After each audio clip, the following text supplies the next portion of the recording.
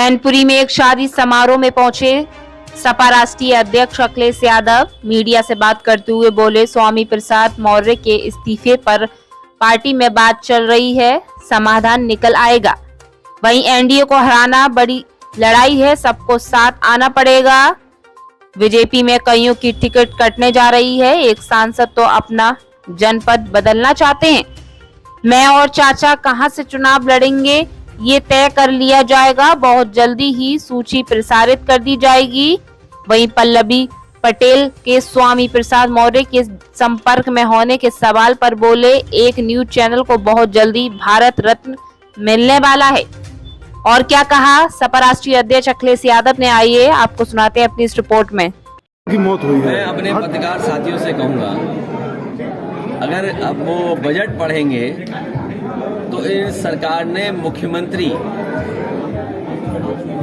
योजना चलाई है जिसमें रखवाली करना चाहते हैं किसानों के खेतों की। मुख्यमंत्री खेत सुरक्षा योजना, अगर कोई इसको अनकोड करे, मुख्यमंत्री खेत सुरक्षा यही है कि सांडों से सुरक्षा करना, तो 50 करोड़ में सांड से कैसे सुरक्षा हो जाएगी। और फिर पूरे उत्तर प्रदेश में कोई दिन नहीं जाता है जिस दिन इन जानवरों की वजह से किसी की जान न जा रही हो। ये सवाल कई बार विधानसभा में उठा है, लेकिन सरकार इस समस्या का समाधान नहीं ढूंढ रही है।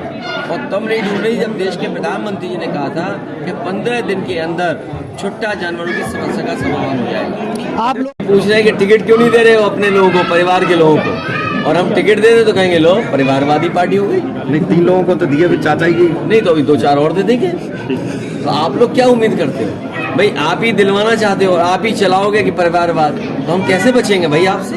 तो चाचा कहाँ से लड़ेंगे? ये आने वाले समय में जैसे जैसे सूचियां आएंगी आपको सब जानकारी हो जाएगी कि पार्टी ने क्या फैसला। पीडीए का मतलब अल्पसंख्यक महिला नहीं हो सकती थी क्या? पीडीए का मतलब पिछड़ा महिला नहीं हो सकती थी? भारतीय जनता पार्टी से और भारतीय जनता पार्टी के लोग पीडीए से घबराए हुए हैं। भारतीय जनता पार्टी के लोग पीडीए से घबराए हुए हैं। जहाँ तक हमारे सहयोगी दल की बात है, मैं उम्मीद करता हूँ कि पीडीए की लड़ाई को वो मजबूत करेंगे।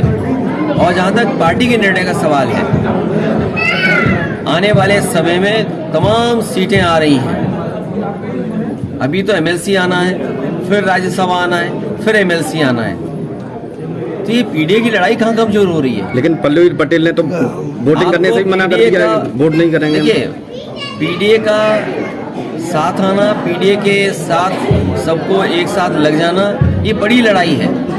और ये बड़ी लड़ाई कोई आसानी से नहीं जीती जा सकती।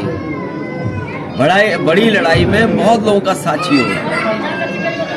आप कहाँ से लोग? पल्लवी पटेल कह रही हैं कि स्वामी प्रसाद मौर्य लगातार मेरे संपर्क में हैं, इसका क्या मायना निकाला जाए? अरे मैं देखो, तुम क्यों ऐसी बात कर रहे हो?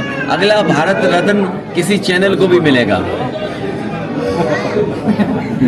जी, मैं जो सवाल आप पूछ रहे हैं, इस पे पार्टी के अंदर बातचीत हो जाएगी और उसका समाधान भी निकल जाएगा। इससे भी ज़्यादा महत्वपूर्ण ये है कि पूरा किसान आंदोलन कर रहा है और पूरा देश का किसान भारतीय जनता पार्टी से जानना चाहता है कि जिन्होंने ये सपना दिखाया था कि आय दोगुनी हो जाएगी, और अभी जब भारत रत्न दिया स्वामीनाथन जी को और देश के हमारे किसानों के नेता चौधरी चरण सिंह जी को, उससे किसानों की उम्मीद और बढ़ गई कि सरकार उनकी सुनवाई करेगी, एमएसपी देगी, एमएसपी के लिए कोई कानून बनाएगी। लेकिन जिस तरह सरकार का व्यवहार है, कीलें लगा देना, अगर वो निकल रहे हैं तो रोकने के लिए तमाम चीज़ों का इंतज़ाम कर देना, प्रशासन पूरी तरीके से पुलिस लगा करके आंसू गैस गोले चला करके उन्हें रोकना चाहती है। आखिरकार आप भारत रत्न एक तरफ दे रहे हैं और दूसरी तरफ किसानों को आप रोकना चाहते हैं, उनकी मांग नहीं मानना चाहते। आखिरकार भारतीय जनता पार्टी चाहती क्या है? जो लोग सपना दिखा रहे हैं कि 5 लाख ट्रिलियन डॉलर की इकोनॉमी बन जाएगी, सच्चाई ये है कि किसानों की आय दोगुनी अगर हो जाए तो आपकी 5 ट्रिलियन डॉलर नहीं, हो सकता है 10 ट्रिलियन डॉलर इकोनॉमी भी बन जाए। और जो लोग ये कहते हैं कि हमारी दुनिया में 5वीं अर्थव्यवस्था बन गई है। ये 5 से दूसरे नंबर में भी पहुंच सकती है अगर ये सरकार किसानों को एमएसपी दे दे और किसानों की आय दोगुनी कर दे। और सूची भी आ जाएगी आपके सामने। आजमगढ़ की चर्चा बड़ा जोरों पे है। रायबरेली से सोनिया गांधी ने लड़ने से मना कर दिया है। तो ये पार्टी की उनकी अपना फैसला है, हमारी पार्टी का अपना फैसला हो। नहीं, कांग्रेस का एक मजबूत गढ़ माना जाता है रायबरेली और अमेठी, लेकिन अब नहीं, मजबूत गढ़ तो नहीं है। ये सही है कि वो उनकी ट्रेडिशनल सीट है और कांग्रेस की सीट ही मानी जाती है। समाजवादी पार्टी ने हमेशा उस सीट पर कांग्रेस का ही सहयोग किया। मुख्यमंत्री योगी आदित्यनाथ ने कहा कि पूरे प्रदेश में 80 की 80 सीटें इस बार जीतने वाली है भाजपा। मैं आपसे कह रहा हूं कि भारतीय जनता पार्टी अपने सभी सांसदों की सीटें बदलना चाहती है, केवल एक के सिवा। 80 की सीटों पर कईयों की टिकट कटने जा रही है और एक जो सीट है वो अपना क्षेत्र बदलना चाहते हैं। तो सोचिए, जिन्हें अपने सांसदों की टिकट काटनी हो और टिकट काटने जा रहे हो तो वो क्या जीतेंगे? अगली सूची में क्या चाचा का नंबर है अगली सूची में? नहीं, अगर आप पे कुछ सुझाव हो तो बता दो। चाचा का क्या अगली सूची में नंबर है अगर क्या? आपके पास कोई सुझाव हो और फिर आप ही कहोगे सब परिवार चुनाव लड़ गया, ये पत्रकार भी बड़े कमाल के होते हैं।